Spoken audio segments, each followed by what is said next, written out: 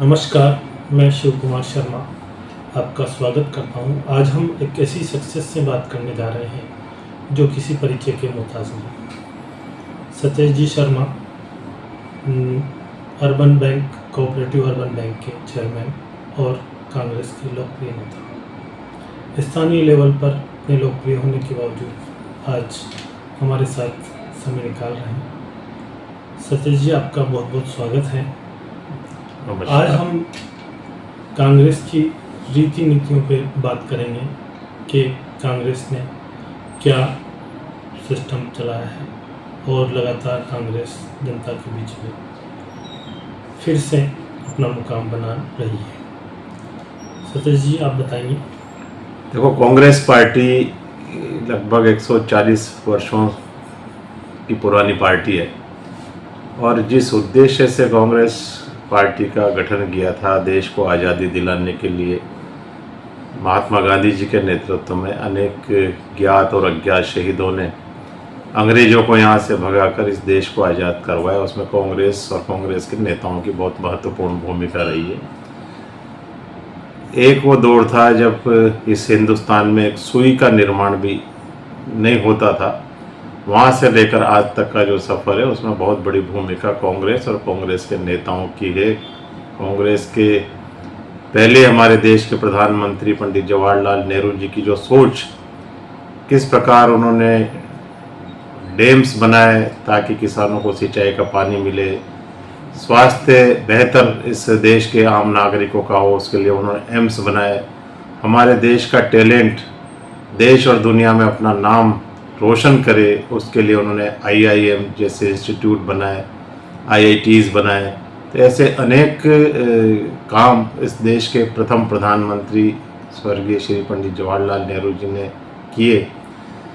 तो उनकी दूरगामी सोच का ही परिणाम था कि आज हम इस देश के 80वें स्वतंत्रता दिवस पर आज जो स्थिति इस देश की है वो आपसे और हमसे किसी से छुपी हुई नहीं है। लेकिन मुझे दुर्भाग्य इस देश का कहेंगे या देशवासियों का कहेंगे कि जिस प्रकार से 2014 से जो सरकारें आई, उन्होंने देश में केवल नफरत फैलाकर, देश में हिंसा का वातावरण बनाकर, भाई को भाई से लड़ाकर, हिंदू मुस्लिम और मंदिर मस्जिद और गौ माता के नाम पर देश की जनता को भ्रमित करके सत्ता में आए। और आज जो हालात पूरे देश में वो किसी से छुपे हुए नहीं हैं। इसलिए कांग्रेस ने जो 70 सालों में इस देश को दिया, धीरे धीरे करके वर्तमान की सरकार के शासक प्रधानमंत्री नरेंद्र मोदी जी और उनकी सरकार उन संस्थानों को बेचकर या निजीकरण उनका करके, प्राइवेटाइजेशन करके इस देश के जो बहुमूल्य संस्थान थे, जो नवरत्न थे, उनको धीरे धीरे करके चंद उद्योगपतियों को देने का ये लोग काम कर रहे हैं। और हालात जो वर्तमान में है, देश का आम नागरिक जो मध्यम वर्गीय या मध्यम वर्गीय से नीचे गरीबी तबके में जीवन यापन करने वाले जो लोग हैं, उनकी स्थिति आज भी दयनीय है। और केवल चंद उद्योगपतियों को देश की जो संपदा है, देश की जो अकूत जो रिसोर्सेज है, उनको चंद उद्योगपतियों को देकर केवल राजनीतिक रूप से अपना लाभ लेने का काम भाजपा की सरकार कर रही है। लेकिन जो अभी हाल ही में जो नीट पेपर लीक का जो प्रकरण हुआ और उसमें जिस प्रकार से देश की युवा तरुणाई ने सरकार के खिलाफ जन आंदोलन करके सरकार के शिक्षा मंत्री को इस्तीफा देने के लिए मजबूर किया, मुझे लगता है कि अब धीरे धीरे जो एक भ्रम जाल में देश की जनता जिस प्रकार से थी, मोदी जी ने जिस प्रकार का एक आवरण इवेंट मैनेजमेंट करवा कर जिस प्रकार का ओढ़ा हुआ था, धीरे धीरे अब उसकी परतें खुल रही है और देश का आम नागरिक अब समझ चुका है कि ये लोग नफरत फैलाकर राजनीति करने वाले लोग हैं। ये गरीबों की भलाई करके 36 कौम को साथ लेकर धर्मनिरपेक्ष इस देश को किस प्रकार से हम साथ लेकर चलें, इसके लिए ये लोग किसी प्रकार से सक्षम नहीं है। और आज ज़रूरत है कांग्रेस और कांग्रेस के नेताओं की। देश में संवैधानिक संस्थाओं का जिस प्रकार से दुरुपयोग वर्तमान की सरकार कर रही है, लोकतांत्रिक मूल्यों का हनन कर रही है, अब ज़रूरत है कि देश में वापस कांग्रेस और कांग्रेस के नेतृत्व में सरकार बने और देश में वापस शांति और भाईचारे का माहौल पैदा हो और आम गरीब को ध्यान में रखकर उनके लिए नीतियां बनाकर उनको भी समाज की मुख्य धारा में लाने का काम करें। जिस तरह से कांग्रेस में राहुल गांधी जी युवा नेतृत्व को बढ़ावा दे रहे हैं और कई ऐसे नेता अलग अलग जगह पर उभर के आ रहे हैं, तो बूंदी जिले में भी, बूंदी शहर में भी एक ऐसी शख्सियत जो एक सफल दौर में रहे, जैसे सतीश शर्मा, तो युवाओं के लिए आप क्या मैसेज देना चाहेंगे कि जिस तरह से युवा एक कुछ भी कर सकता है? अभी कांग्रेस ने कई आंदोलनों में सफलता हासिल की और लगातार आप भी युवाओं से जुड़े हुए हैं और अपना एक अच्छा मुकाम बनाए हुए हैं, तो उस बारे में बताएं। ये बिल्कुल सही बात है कि आज राहुल गांधी जी देश में नौजवानों को आगे बढ़ाने के लिए लगातार प्रयासरत हैं और कई ऐसे नए नेता उन्होंने राजनीति में आगे लाने का उन्होंने काम किया। यूथ कांग्रेस में जो इलेक्शन का उन्होंने पैटर्न किया, उससे कई हमारे नए नेता पूरे देश में राजनीति में आने का उनको अवसर मिला। और मैं नए नौजवानों से भी मैं यही निवेदन करना चाहता हूँ कि क्षणिक लाभ के लिए हम लोग भ्रमित ना हों, बल्कि आइडियोलॉजिकल विचारधारा के साथ में हम जुड़ें और निष्ठा के साथ, समर्पण के साथ, सेवा भाव के साथ हम लोगों के दिलों में जगह बनाकर हम लोग राजनीति में सेवा भाव के माध्यम से आगे आएंगे। वैचारिक रूप से मजबूत होकर कांग्रेस की जो विचारधारा है उसके साथ मजबूती से हम लोग जुड़कर काम करेंगे तो निश्चित रूप से आने वाले समय में राहुल गांधी जी उनको भी अवसर देंगे।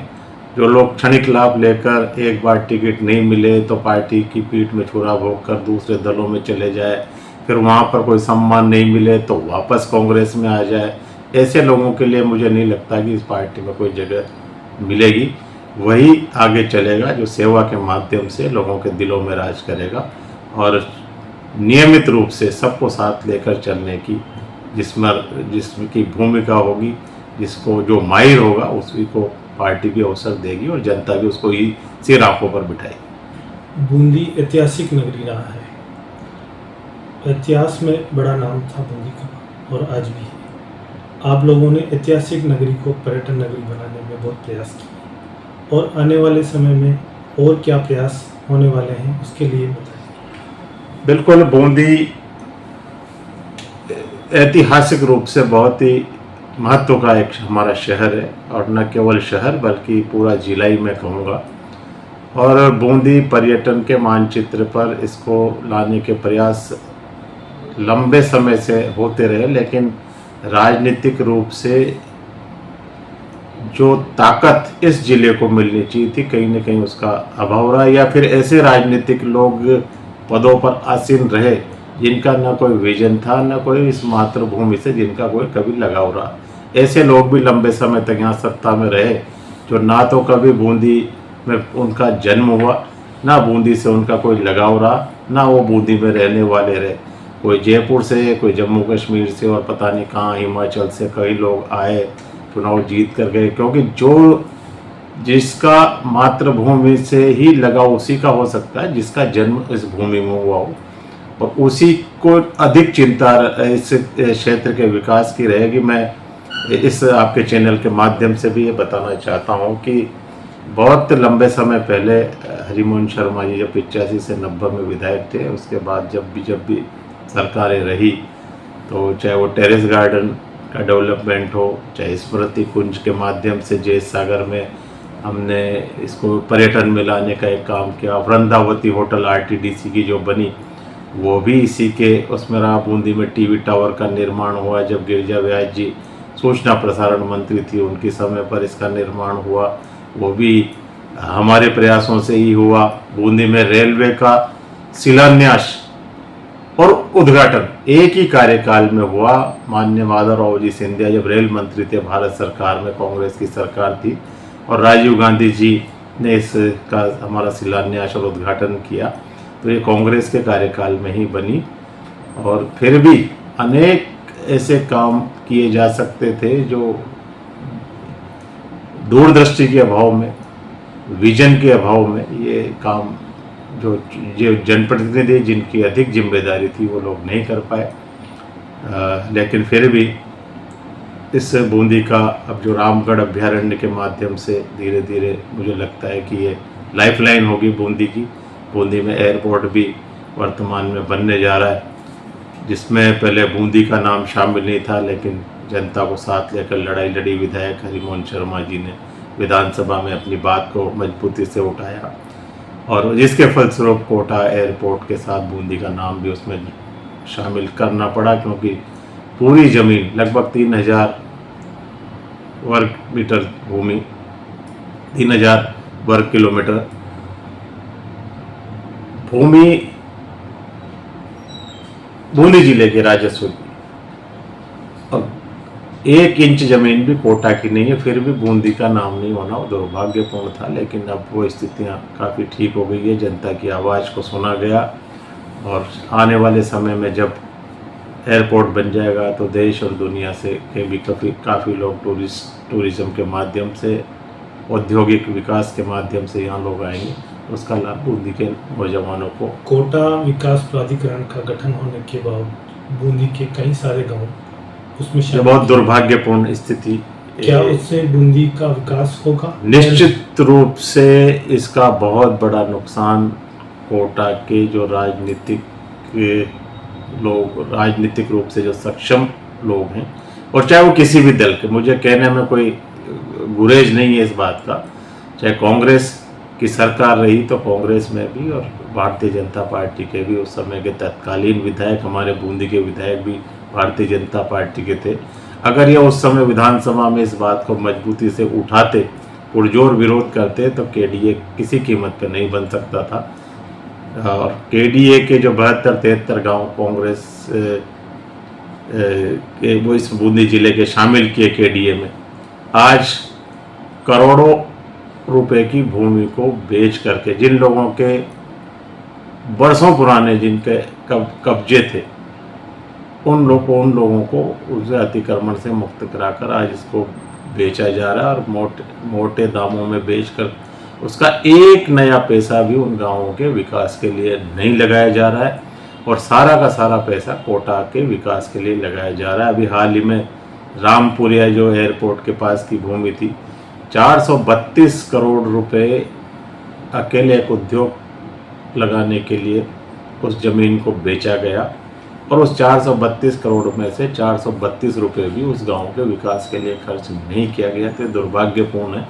इस पैसे को कहीं ना कहीं बूंदी के विकास के लिए खर्च किया जाना चाहिए था, जो नहीं किया जा रहा। कोटा से पहले बूंदी जिला बना और अब तक विकास की बाट जो रहा है, जबकि कोटा कहीं आगे निकल चुका है।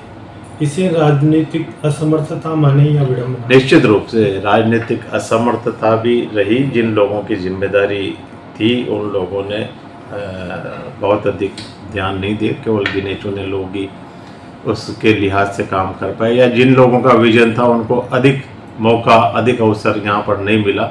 इस वजह से भी एक कारण यह भी है, कोटा में रेलवे का उस समय आना, कोटा में चंबल का होना, आईएल का और जेके का जैसे बड़े बड़े उद्योग वहाँ पर होना, ये कोटा के विकास में इनका एक बहुत महत्वपूर्ण योगदान रहा है। ऐसा आकलन लगाया जा रहा है या माना जा रहा है कि बूंदी में लोगों में जागरूकता का अभाव है विकास के प्रति।